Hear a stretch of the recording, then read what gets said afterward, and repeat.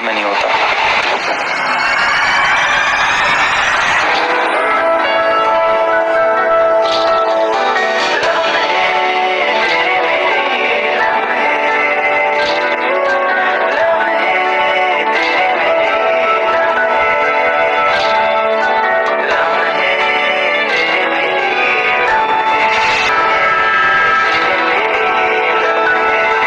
रद्दी बेचते टाइम एक 13 साल पुरानी डायरी मिले।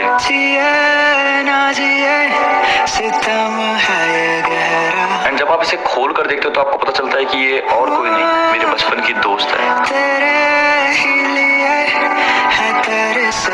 हाँ, कुछ ऐसा ही मेरे साथ हो रहा है। मम्मी ने मेरे करियर को रद्दी में बेचने को कहा था। खैर, इन किताबों को पढ़कर तो कुछ कमा नहीं पाया, इसलिए सोचा इन्हें बेचकर ही 2 पैसे कमा लूं।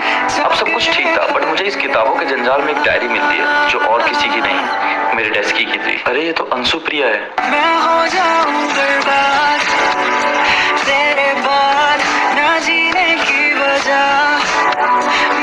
हेलो, मेरा नाम है अंशु प्रिया। ये मेरी और मेरी डेस्की की डायरी है। बताता हूँ कुछ। जब मैं 8 साल का था तब मेरी माताजी ने मेरा एडमिशन इसी स्कूल में करवाया था।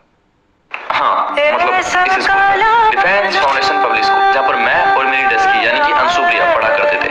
हम दोनों ही 3rd क्लास में थे, बट 3rd क्लास नहीं थे। हम साथ साथ बैठते थे। मैं उसकी नोटबुक से अपनी नोटबुक पूरी किया करता था। वैसे मोस्ट ऑफ द टाइम मेरे सारे स्कूल वर्क को वो कर दिया करती थी, मैं बस तोड़ता रहता था और फूटता रहता था। एक बार तो स्कूल में किसी ने अंशु प्रिया के बाल पकड़ लिए थे एंड मैं अगले दिन नाई की ब्लेड लेकर चला गया था स्कूल में कि उस साले को तो मैं टकला ही कर दूंगा। मतलब उस वक्त मुझे नहीं पता था कि मुझे उससे क्या है, बट इतना पता था जो मुझे इससे है और किसी से नहीं।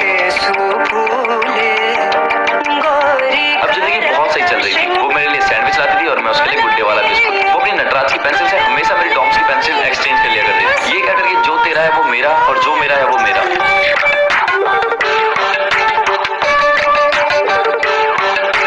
खैर, कहानी को आगे बढ़ाते हैं। मेरा उसके घर पर भी अच्छा खासा आना जाना था। इवन वो भी मेरे घर आई थी एक बार। वो अलग बात है कि मेरी मम्मी ने मुझे उसके चक्कर में 3 दिन खूंटे से बांध कर पीटा था, बट धीरे धीरे सब मस्त हो गया था।